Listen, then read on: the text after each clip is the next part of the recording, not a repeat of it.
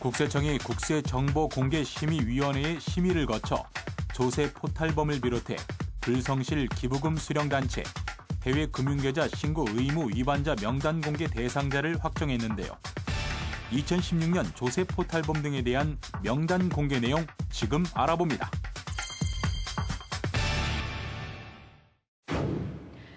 (2014년) 처음 시행된 이후 올해로 세 번째 공개가 진행되는 조세 포탈범 등에 대한 명단 공개 제도는 고의적인 탈세와 세법상 의무 위반 행위에 대해 경각심을 높이는 효과가 있는데요.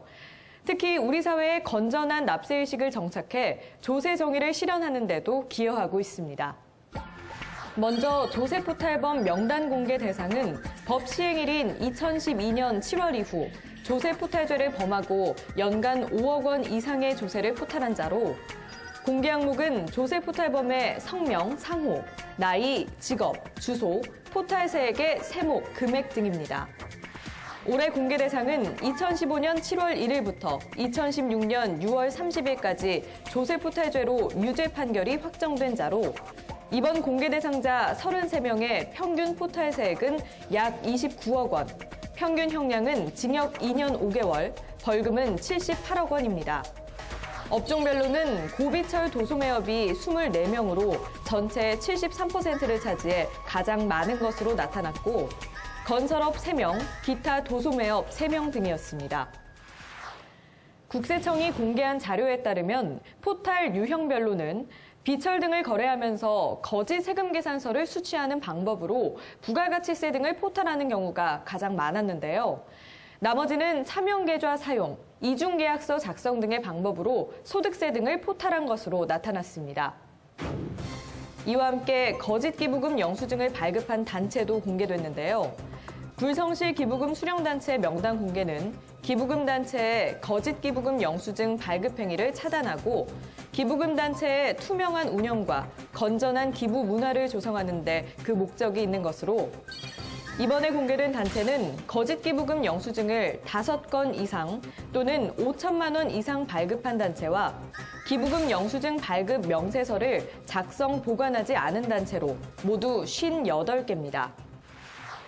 거짓 기부금 영수증을 발급한 곳으로는 종교단체가 48개로 전체의 83%를 차지했는데요.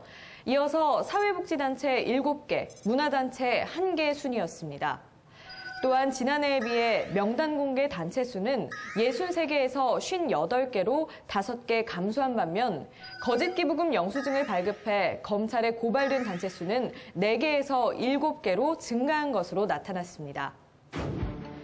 이 밖에도 국세청은 2013년 해외 금융계좌 신고 의무제도 도입 이후 올해로 세 번째 명단 공개를 실시했는데요. 해외 금융계좌 신고 의무 위반자 명단 공개 대상은 신고 기한 내에 신고하지 않거나 과소신고한 금액이 50억 원을 초과하는 자로, 이번 공개 대상자는 2명으로 지난해보다 1명 증가했습니다. 국세청은 올해부터 미국과 금융정보를 자동 교환하고 2017년 이후부터는 추가로 72개국과 금융정보를 자동 교환할 예정인데요.